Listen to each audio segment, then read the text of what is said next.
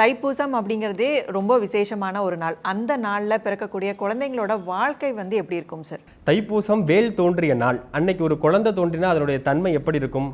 ஞானமாக இருக்கும் அப்படிங்கிறத தான் முதல்ல எடுத்துக்கணும். காலபுருஷ தத்துவத்தின் முதலிடமாக மேஷமும், தாய் ஸ்தானமாக சொல்லக்கூடியது 4ஆம் பாவகம். அப்ப தாய் கிரகம்னு சொல்லக்கூடியது சந்திரன். இது இரண்டும் ஒன்றிணையக்கூடிய ஒரு அற்புதமான நிகழ்வு அன்றைய தினம் மட்டும்தான் நடக்கும். அதுலயும் சந்திரன் ஆட்சியாக மாத்திரம் இல்லாம பௌர்ணமி சந்திரனாக முழு ஒளியோடு இருக்கக்கூடிய தன்மை இந்த தைப்பூசத்திற்கு மட்டும்தான் இருக்கிறது. திரைக்கடல் ஓடி திரவியம் தேடுன்னு ஔவையார் சொன்னது மாதிரி உலகமெல்லாம் சுத்தக்கூடிய தன்மை அந்த நாள்ல பிறந்த குழந்தைகளுக்கு நிச்சயமாக உண்டு. ஒரு நொடியில உலகத்தை சுத்தி வந்த மயில் வாகனத்தை வைத்திருக்கக்கூடிய முருகப்பெருமான் தோன்றிய தினமாக இருக்கிறதுனால அன்றைய தினம் பிறக்கக்கூடிய குழந்தைங்க மிகப்பெரிய மேன்மை அடைவாங்க அப்படிங்கிறதுல மாற்றம் இல்லை.